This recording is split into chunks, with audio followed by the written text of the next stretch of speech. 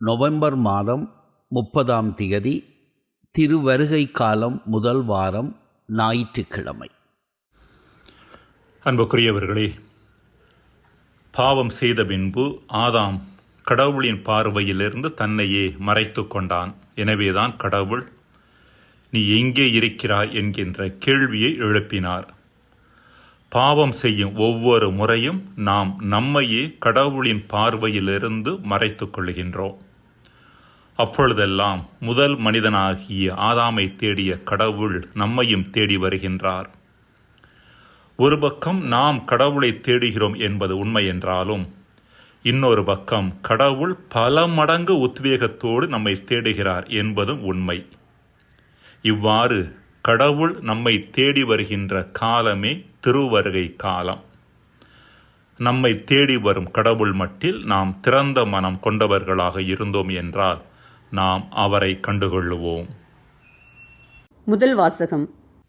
இறைவாக்கினர் ஏசாயா புத்தகத்திலிருந்து வாசகம். அதிகாரம் 2, இறைவசனங்கள் 1 முதல் 5 முடிய. யூதாவையும் எருசலேமையும் குறித்து ஆமோச்சின் மகன் ஏசாயா கண்ட காட்சி. இறுதி நாட்களில் ஆண்டவரின் கோவில் அமைந்துள்ள மலை எல்லா மலைகளுக்கும் உயர்ந்ததாய் நிலைநிறுத்தப்படும். எல்லா குன்றுகளுக்குள்ளும் மேலாய் உயர்த்தப்படும். மக்களினங்கள் அதை நோக்கி சாறை சாறையாய் வருவார்கள். வேற்றினத்தார் பலர் அங்கு வந்து சேர்ந்து, புறப்படுங்கள், ஆண்டவரின் மலைக்குச் செல்வோம், யாக்கோபின் கடவுளின் கோவிலுக்குப் போவோம், அவர் தம் வழிகளை நமக்கு கற்பிப்பார், நாமும் அவர் நெறிகளில் நடப்போம் என்பார்கள். ஏனெனில் சீயோனிலிருந்தே திருச்சட்டம் வெளிவரும், எருசலேமிலிருந்தே ஆண்டவரின் திருவாக்கு புறப்படும். அவர் வேற்றினத்தாரிடையே உள்ள வழக்குகளை தீர்த்து வைப்பார், பல இன மக்களுக்கும் தீர்ப்பளிப்பார். அவர்கள் தங்கள் வாள்களை கலப்பை கொழுக்களாகவும் தங்கள் ஈட்டிகளை கருக்கரி வாள்களாகவும் அடித்து கொள்வார்கள். ஓர் இனத்திற்கு எதிராக மற்றொரு இனம் வாள் எடுக்காது. அவர்கள் இனி ஒருபோதும் போர்ப்பயிற்சி பெற மாட்டார்கள். யாக்கோபின் குடும்பத்தாரே, வாருங்கள், நாம் ஆண்டவரின் ஒளியில் நடப்போம். ஆண்டவரின் அருள்வாக்கு. இறைவா, உமக்கு நன்றி.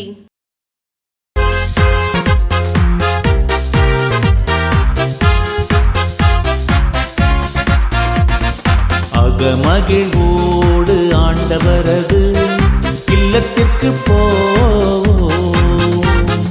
அகமகிழ்வோடு ஆண்டவரது இல்லத்திற்கு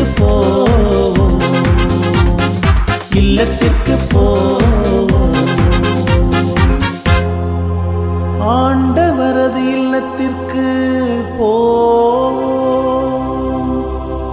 என்ற அழைப்பை நான் கேட்டபோது அகமகிழ்ந்தேன்.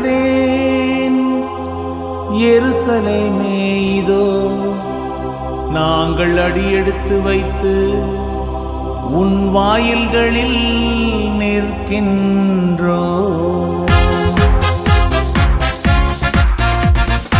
அகமகிழ்வோடு ஆண்டவரது இல்லத்திற்கு அகமகிழ்வோடு ஆண்டவரது இல்லத்திற்கு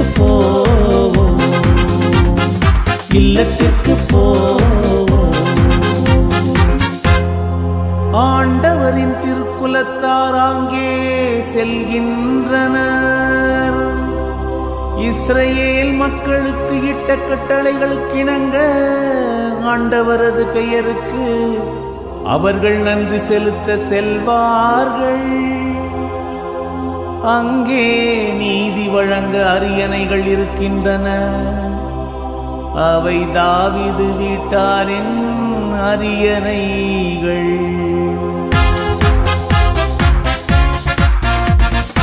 அகமகிழ்வோடு ஆண்டவரது இல்லத்திற்கு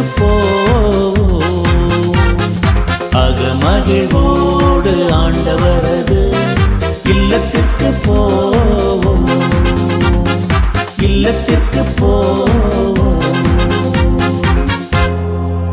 எருசலேமில் சமாதானம் நிலைத்திருக்கும்படி வேண்டிக் கொள்ளுங்கள்.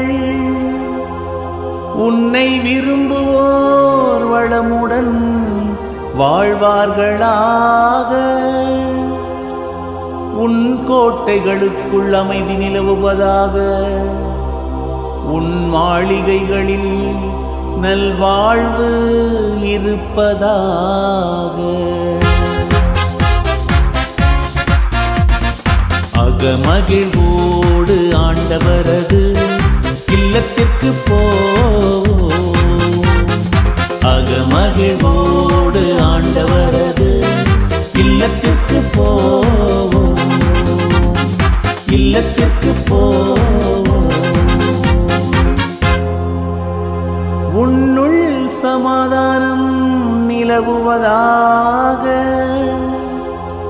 என்று நான் என் சகோதரர் சார்பிலும் என் நண்பர் சார்பிலும் உன்னை வாழ்த்துகின்றேன்.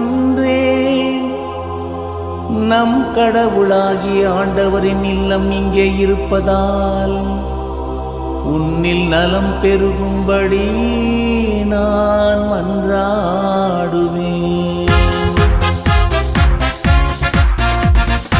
அகமகிழ்வோடு ஆண்டவரது இல்லத்திற்கு போ. அகமகிழ்வோடு ஆண்டவரது இல்லத்திற்கு போ. இல்லத்திற்கு போ.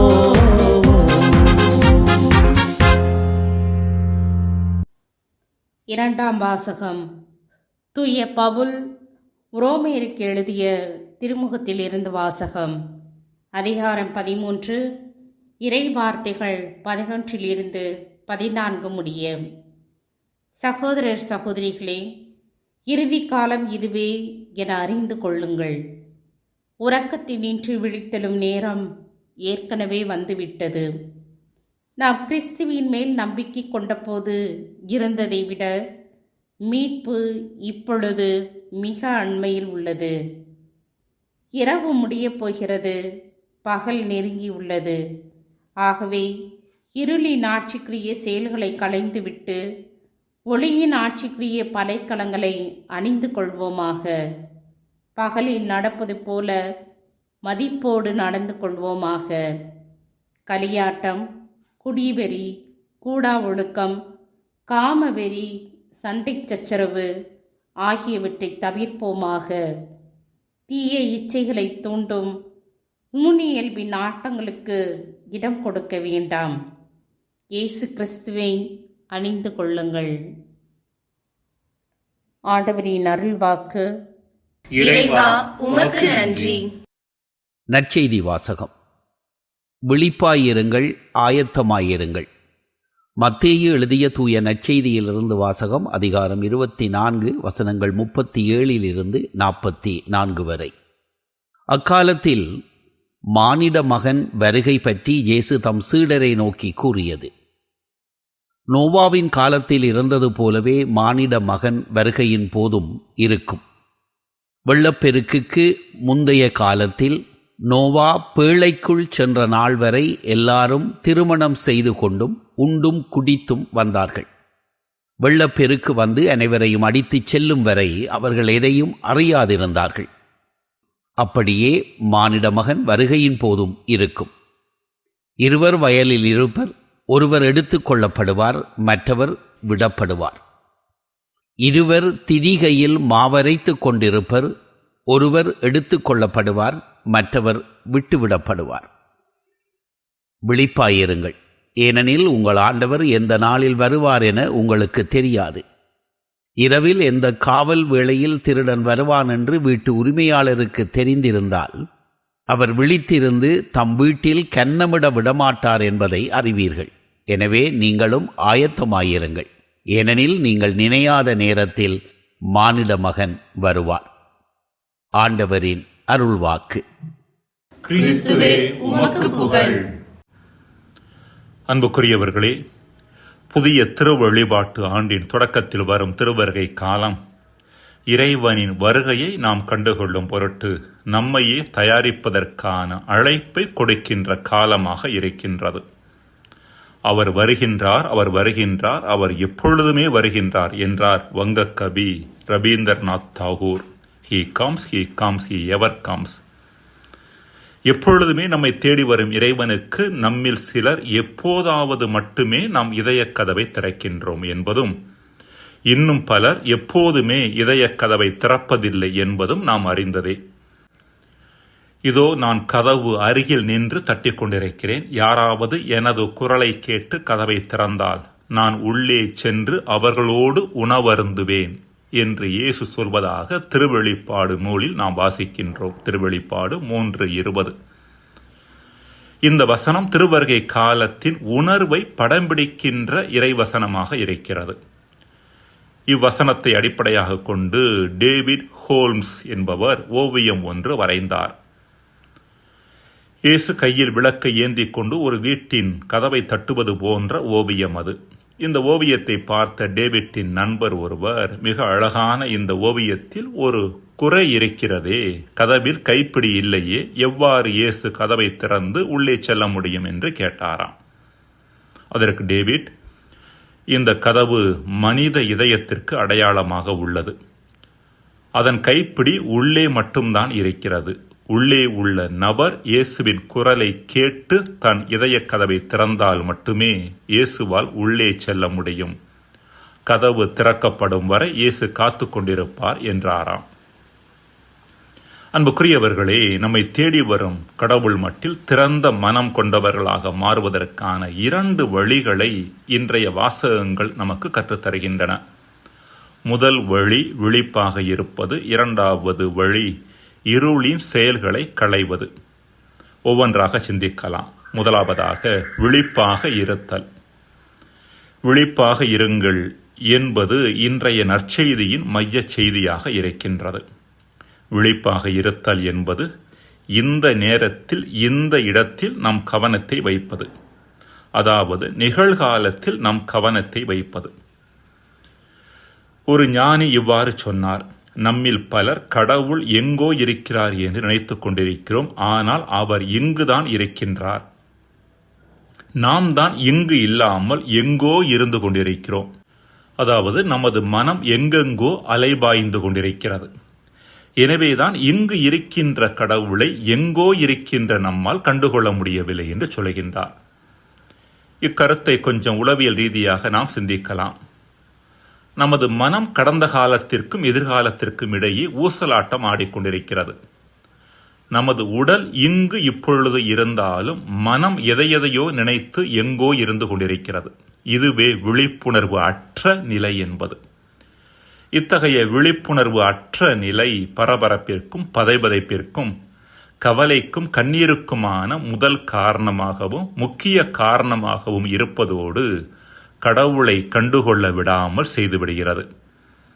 கடவுள் அன்று முதல் மனிதனை பார்த்து நீ எங்கே இருக்கிறாய் என்று கேட்ட கேள்வியை இன்று நம்மை பார்த்தும் கேட்கின்றார். அதாவது கடவுள், மனிதா, நான் இங்கே இருக்கிறேன், நீ எங்கே இருக்கிறாய் என்கின்றார். நம் விழிப்புணர்வை அதிகமாக்கிக் கொண்டால் இறைவனை கண்டுகொள்ளுவோம். 2வது வழி இருளின் செயல்பாடுகளை தவிர்த்தல்.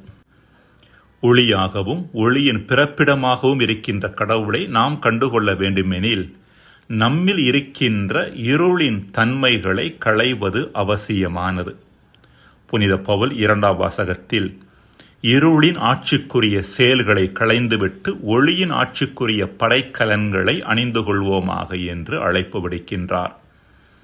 இருளின் ஆட்சிக்குரிய செயல்களில் ஒரு சிலவற்றை அவர் அங்கு பட்டியலிடுகின்றார். களியாட்டம், குடிவெறி, கூடா ஒழுக்கம், காமவெறி, சண்டை சச்சரவு போன்றவற்றை தவிர்க்கும்படி அழைப்பு விடுக்கின்றார்.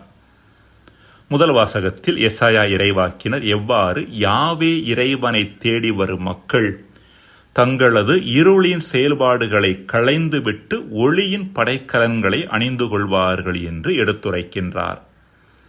அவர்கள் தங்கள் வாள்களை கலப்பை கொழுக்களாகவும் தங்கள் ஈட்டிகளை கருக்கு அரிவாளாகவும் அடித்துக் கொள்வார்கள்.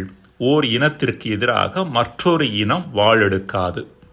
அவர்கள் இனி ஒருபோதும் போர் பயிற்சி பெற மாட்டார்கள் என்கின்றார். அதாவது இருளின் தன்மையான சண்டை சச்சரவை ஒழித்துவிட்டு ஒளியின் பண்பான அமைதியை நாடுவர் என்கின்றார் எசாயா இறைவாக்கினர். பிரியமானவர்களே, நம் வாழ்வில் நிலவுகின்ற இருளின் செயல்பாடுகளை அடையாளம் காண்போம். அடையாளம் கண்டுகொண்டவற்றை வாழ்விலிருந்து அகற்ற முயற்சிப்போம். ஆண்டவரின் பிரசன்னம் நம்மோடு இருப்பதை கண்டுகொள்ளுவோம். மன்றாடுவோமாக. இறைவா, எம்மை தேடி வரும் உம்மை நாங்கள் கண்டுகொள்ள விழிப்போடும் தூய்மை மனநிலையோடும் எங்களை வைத்துக்கொள்ள எமக்கு வரம் தாரும். ஆமேன்.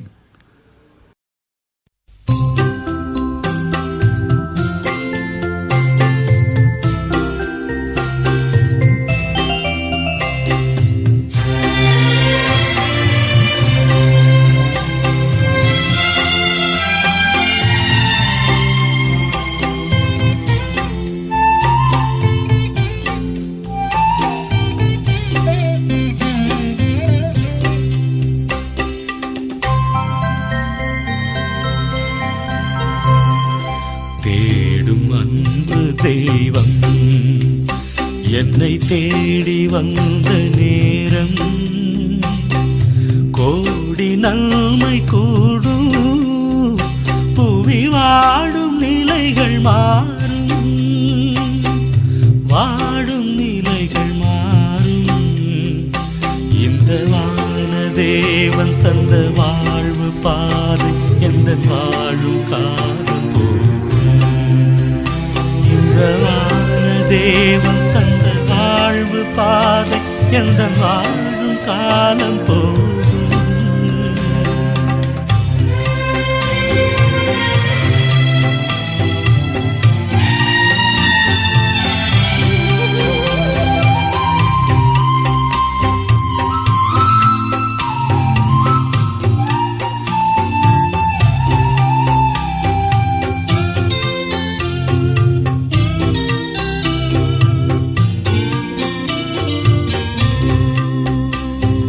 வார்த்தையாகி நின்ற இறைவன் இந்த வாழ்வை தேர்ந்த தலைவன். வார்த்தையாகி நின்ற இறைவன் இந்த வாழ்வை தேர்ந்த தலைவன். பாரில் எங்கும் புது பார்வை தந்து அந்த பாதையில் அழைத்த அறிஞன். பாரில் எங்கும் புது பார்வை தந்து அந்த பாதையில் அழைத்த அறிஞன். காலம் கடந்த கலைஞன் என் தலைவன். இந்த வானதேவன் தந்த வாழ்வு பாதை எந்த வாழும் காலம் போகும். இந்த வானதேவன் தந்த வாழ்வு பாதை எந்த வாழும் காலம் போகும்.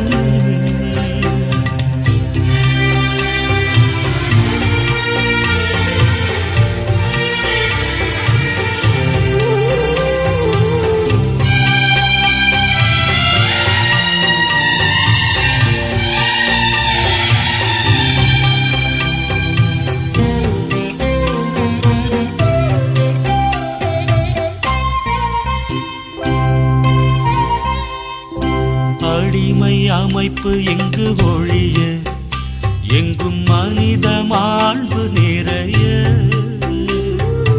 அடிமை அமைப்பு எங்கு ஒழிய எங்கும் மனித மாண்பு நிறைய.